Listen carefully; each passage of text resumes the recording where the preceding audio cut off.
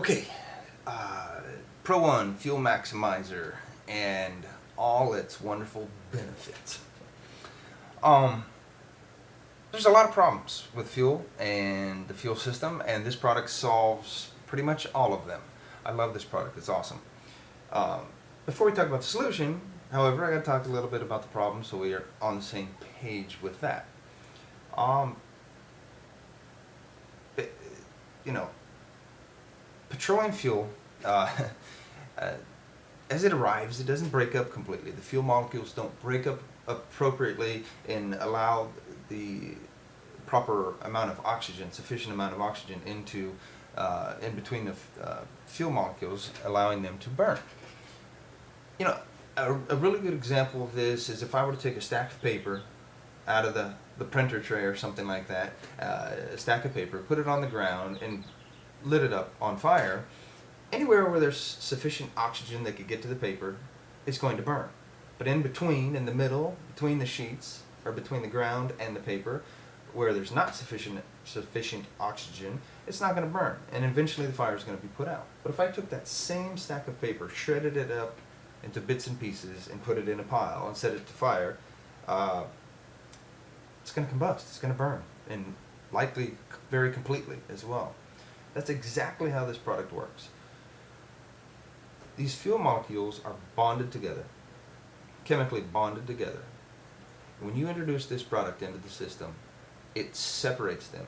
In fact, it explodes them. So we go from kind of like a baseball size to a golf ball size, allowing oxygen to get in there and burn and combust the fuel completely.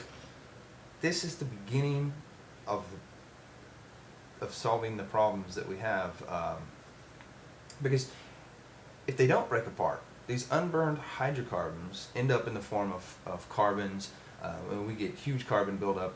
On our EGR valves, there's actually a picture of EGR valve right there, and how you have the carbon buildup, and then you have a clean version. And these pictures were taken by Penhall Corporation, and they did these tests, and this is the result they got from the product. But on the EGR valves, you get this carbon buildup. You get the carbon buildup on the pistons, piston rings, sediment and soot gets lodged in the fuel injectors. Not to mention, when these unburned hydrocarbons, what happens to them? They end up going out the exhaust and into the ozone in the form of nasty toxins, also known as high emissions. Right? We don't want that.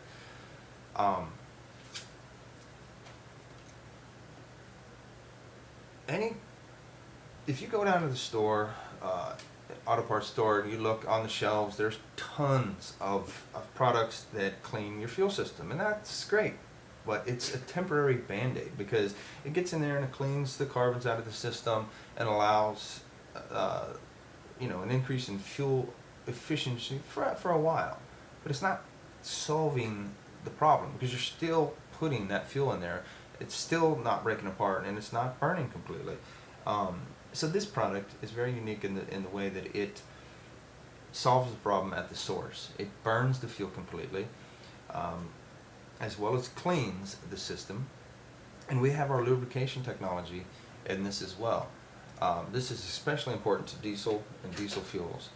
Back in the day, diesel fuel had lubrication in it. Over the years, though, it's thinned down to where there's not very much lubrication. The lubrication is very important to condition things like seals, as well as, let me pull this image up to show you.